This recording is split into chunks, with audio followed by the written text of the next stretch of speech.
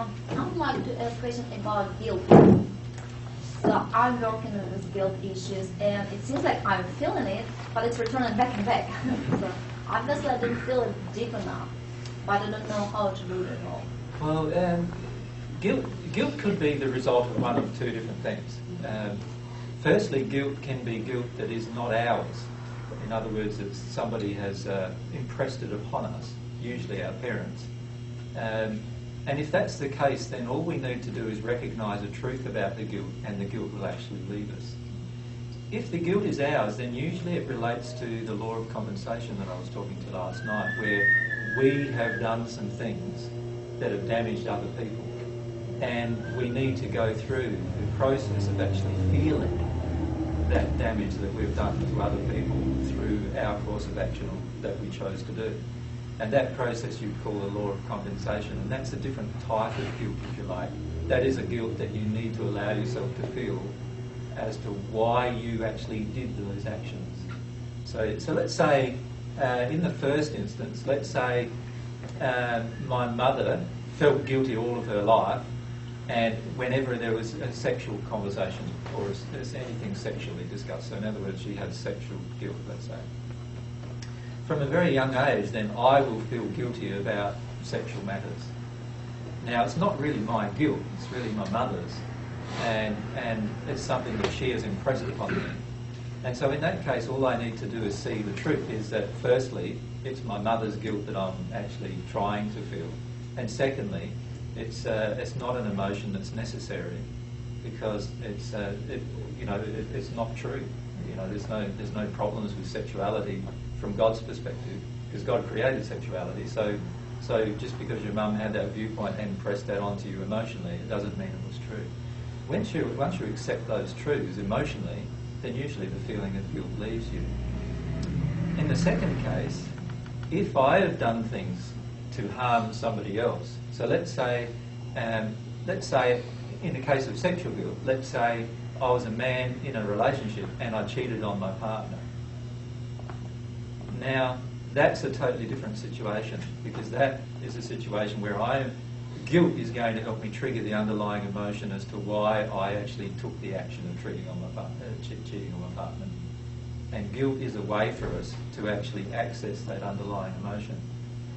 Guilt in both cases is not really an emotion. There's underlying emotions that we're suppressing with guilt generally, or actions that we've taken that we're not accepting. So fully accepting emotionally. Seems more complicated. It is more complicated. For yourself, you mean? Or so can you describe the guilt you're feeling?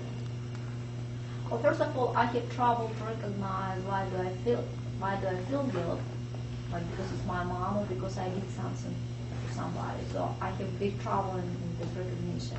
It's for me like I just feel guilty, but I don't know why. But I feel guilty for everything. Let's say I invite you to go somewhere and it's rain starts, and I will feel really guilty that I invite you and it's bad weather, it's rain. So I guilty for everything. Can you see that guilt is a fear in your case then? It's actually fear. That people will not accept me? There's that. There's also guilt, a fear that you'll be judged by the actions you took. Yes, can be. Yeah. So it's underlying feelings. Yeah, so you need to have a look at the underlying feelings, like why you accept people's judgment and why do you feel bad if people judge you and all of those kind of things, because that's where your guilt is actually coming from.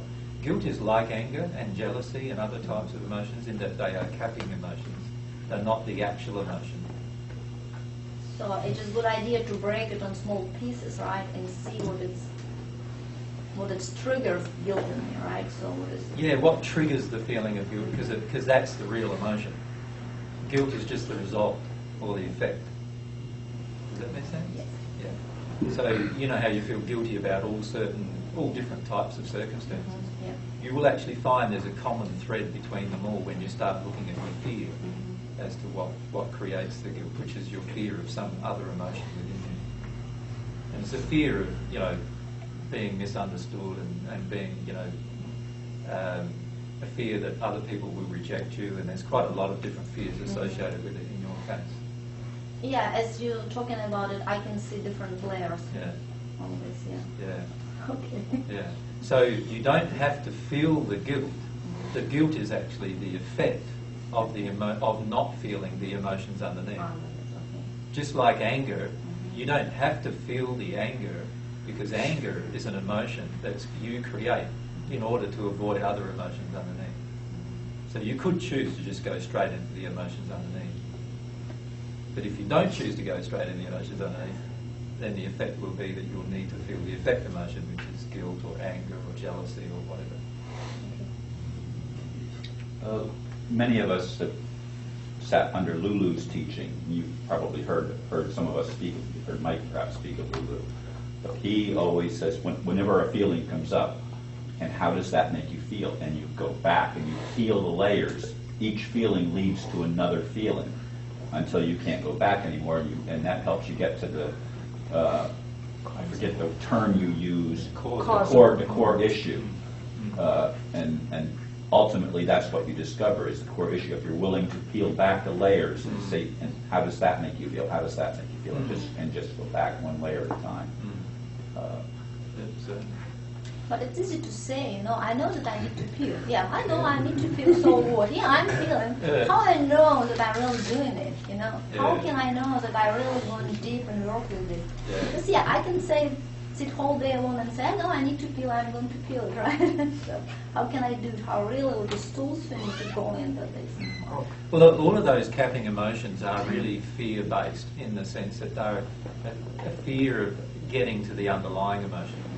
When you no longer are afraid of all of your emotion, you'll find that you'll very rarely experience any of those capping emotions. So once you're no longer afraid, you'll very rarely experience anger.